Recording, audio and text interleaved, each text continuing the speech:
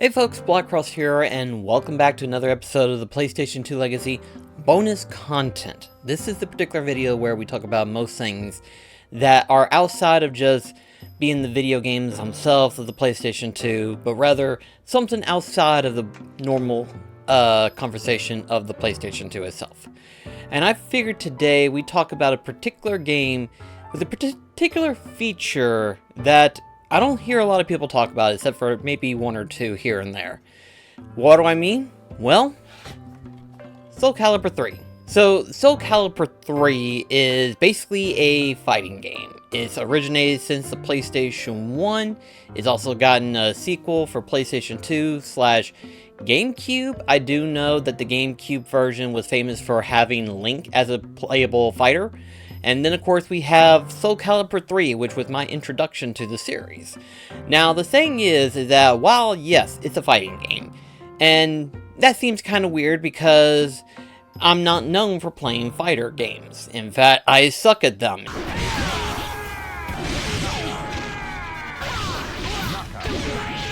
If you were to ask me what type of fighter would I be, it'd be the guy that smashes buttons. That's all I am. I'm the button masher guy, you know? You got the skilled player who knows how to play the game and everything like that, win every time, and then you got me struggling to survive. With that being said, though, the question is this, is that why am I talking about Soulcalibur 3 even though I'm not very good at fighting games? Well, outside of just a normal fighter game, where it has your selected characters and stuff like that, it also has a character creation. Now, Soulcalibur 3 first introduced character creation in the third one, and it's been continuing on since then, as far as I know. It was even in Soulcalibur 4 afterwards. But there was one other particular mode that it had that I liked it the best out of Soulcalibur 3. And some of you probably know what I'm talking about. I'm talking about the Chronicles of the Sword.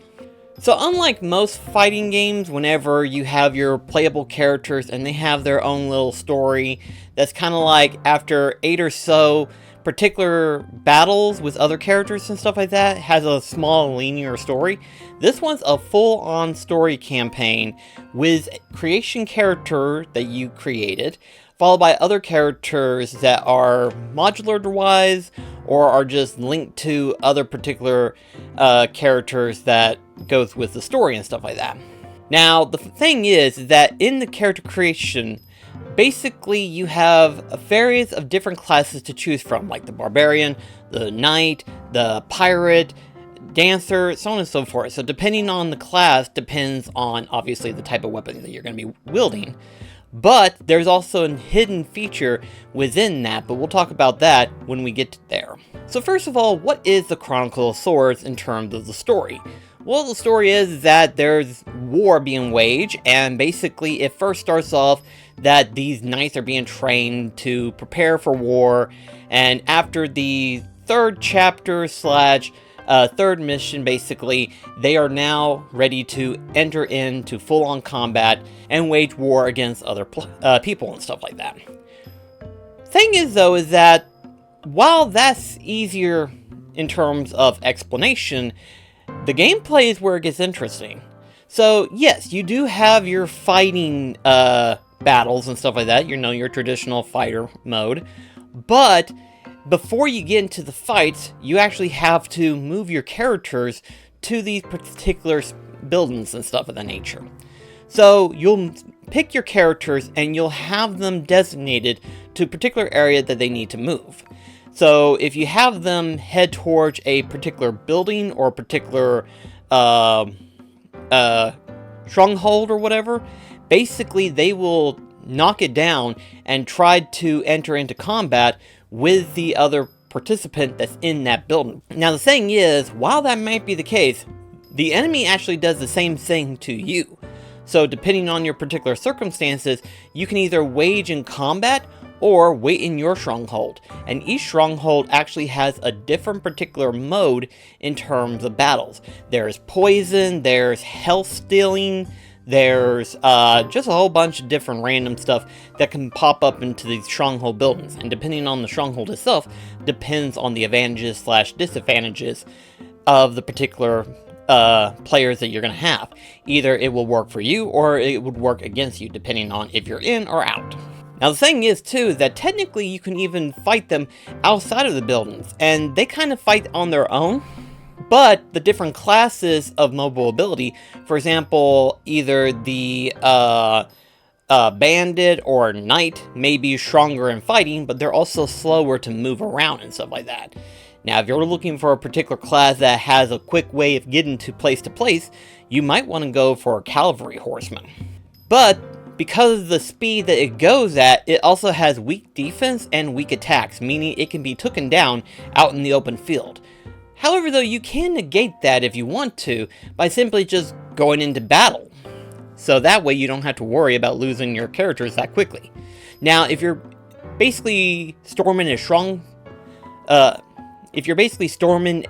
stronghold, basically you have to be in battle. There is no like, oh, you can just let it destroy the building and it collapses, right? No, as soon as the building runs out of health, you go into decisive battle, where you basically fight depending on how many characters is stored inside that particular building. And yeah, depending, there'll be a lot of characters in there, probably potentially 5 or so, which if you're not good at fighting games, that's a lot of characters to fight. So yeah, this is an interesting campaign in the fact that first, you create your character, and secondly, you play through the story campaign in sort of a strategy game in a way, and yes, you still play a fighting game, which is really cool, I thought. But not only that though, there are also cases in which where you will encounter the main character cast of Soulcalibur 3. So yes, by the time you get to chapter 3 or 4, you will start to encounter characters that you ordinarily play as in the fighting game. So when you fight them, depending on if they're in the building or if they're outside in the field, their HP could stay stationary. For example, if they're out in the field, their HP does not move. But then again, they themselves do not move. So that's a good thing. However, there's something else that you need to know. And that is the fact that they are way above your level. Way above your level.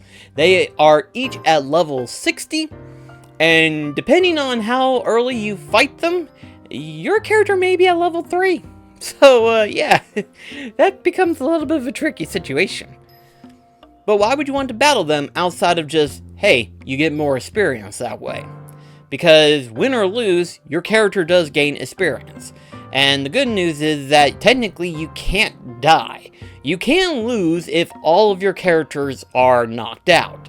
So therefore, you just pretty much lose. But if you're careful enough and everything like that, you don't necessarily have to worry about completely running out of party members and stuff of the nature. But the question is, why would you want to fight these particular main Souls characters? Well, the answer is simple, really. Depending on your class, depends on the likelihood that you'll be able to use that particular character's weapons and movesets. Yes. So say, for example, you have a particular class character, like say the Barbarian. He has the ability to where he can have the soul of Azeroth. Basically the giant hammer slash axe wielding guy.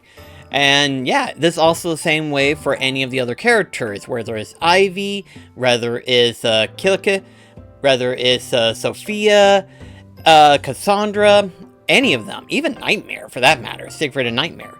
So yeah, whenever I say the phrase that if you beat these characters, any particular class could use that particular one. Now each class has 2 weapons that they can have from those characters, but yeah, like I said, any particular class could have them. So if you're familiar with each particular class, you could have your own very own moveset of custom character with the moveset of, like, say, Nightmare or something. So yeah, while I'm not normally good at fighting games, the Chronicle of Swords campaign is actually my personal favorite part about Soulcalibur 3. Sad thing is, as far as I know, they've never introduced this feature into any of the other Soulcalibur games.